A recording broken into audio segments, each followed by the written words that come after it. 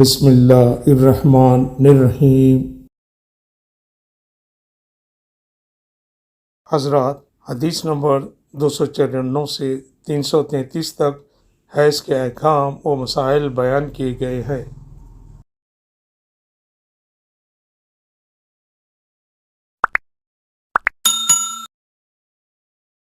حدیث نمبر 306۔ فاطمہ ابی حبیش کی بیٹی نے رسول کریم صلی اللہ علیہ وسلم سے کہا کہ یا رسول اللہ، میں تو پاک ہی نہیں ہوتی، تو کیا میں نماز بالکل چھوڑ دوں؟ حضور صلی اللہ علیہ وسلم نے فرمایا کہ یہ رگ کا خون ہے، حیض نہیں، اس لیے جب حیض کے دن جن میں کبھی پہلے تمہیں عادتاً حیض آیا کرتا تھا آئیں تو نماز چھوڑ دے، اور جب اندازے کے مطابق وہ دن گزر جائیں تو خون دھو ڈال اور نماز پڑھ۔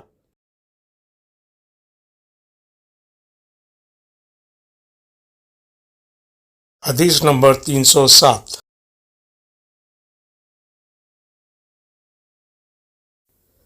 ایک عورت نے رسول کریم صلی اللہ علیہ وسلم سے سوال کیا۔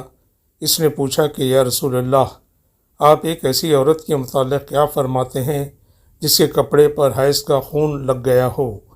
تو رسول اللہ صلی اللہ علیہ وسلم نے فرمایا کہ اگر کسی عورت کے کپڑے پر حیض کا خون لگ جائے تو چاہیے کہ اسے رگڑ ڈالے، اس کے بعد اسے پانی سے دھوئے، پھر اس کپڑے میں نماز پڑھ لے۔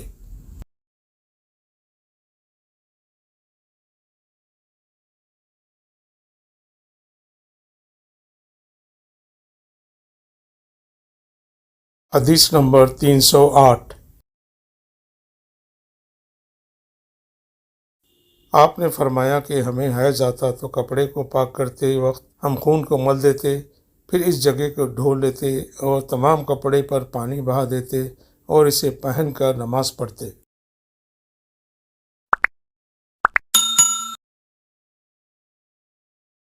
حدیث نمبر 309۔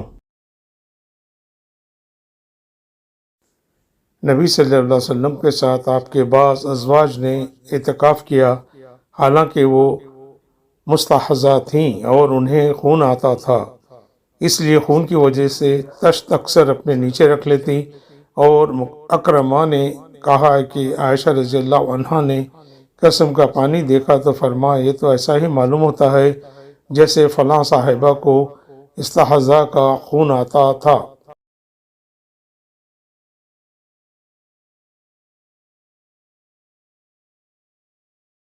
حدیث نمبر 310۔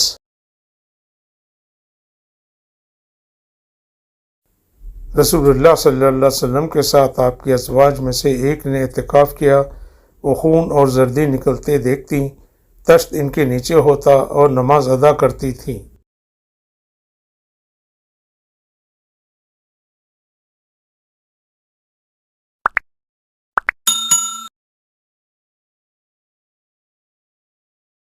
حدیث نمبر 311۔ بعض امہات المومنین نے اعتکاف کیا، حالانکہ وہ مستحضہ تھیں، اوپر والی روایت میں انہی کا ذکر ہے۔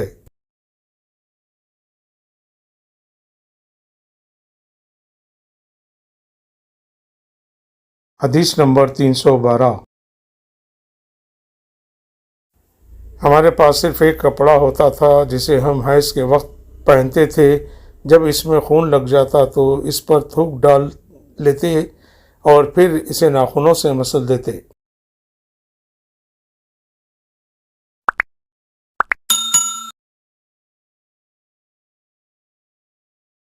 حدیث نمبر 313۔ ہمیں کسی میت پر 3 دن سے زیادہ سوگ کرنے سے منع کیا جاتا تھا، لیکن شوہر کی موت پر 4 مہینے 10 دن کے سوگ کا حکم تھا۔ ان دنوں میں ہم نہ سرما لگاتی، نہ خوشبو، اور عصب یمن کی بنی ہوئی ایک چادر جو رنگین بھی ہوتی تھی کے علاوہ کوئی رنگین کپڑا ہم استعمال نہیں کرتی تھی، اور ہمیں عدت کے دنوں میں حیض کے غسل کے بعد کست اظفار استعمال کرنے کی اجازت تھی، اور ہمیں جنازہ کے پیچھے چلنے سے منع کیا جاتا تھا۔ اس حدیث کو ہشام بن حسان نے حفصہ سے، انہوں نے عطیہ سے، انہوں نے نبی کریم صلی اللہ علیہ وسلم سے روایت کیا ہے۔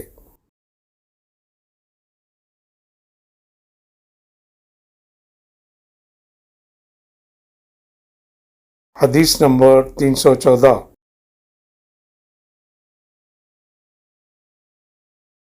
ایک انصاریہ عورت نے رسول اللہ صلی اللہ علیہ وسلم سے پوچھا کہ میں حیض کا غسل کیسے کروں؟ آپ صلی اللہ علیہ وسلم نے فرمایا کہ مشک میں بسا ہوا کپڑا لے کر اس سے پاکی حاصل کر۔ اس نے پوچھا اس سے کس طرح پاکی حاصل کروں؟ آپ نے فرمایا اس سے پاکی حاصل کر۔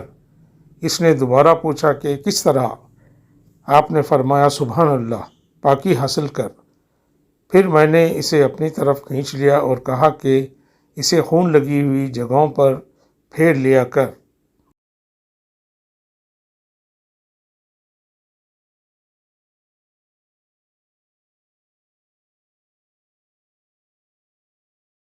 حدیث نمبر 315۔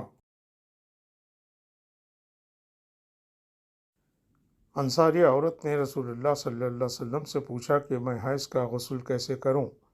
آپ نے فرمایا کہ ایک مشک میں بسا ہوا کپڑا لے اور پاکی حاصل کر۔ یہ آپ صلی اللہ علیہ وسلم نے 3 دفعہ فرمایا۔ پھر حضور صلی اللہ علیہ وسلم شرمائے اور آپ نے اپنا چہرہ مبارک پھیر لیا یا فرمایا کہ اس سے پاکی حاصل کر۔ پھر میں نے انہیں پکڑ کر کھینچ لیا اور نبی کریم صلی اللہ علیہ وسلم جو بات کہنی چاہتے تھے وہ میں نے اسے سمجھائی۔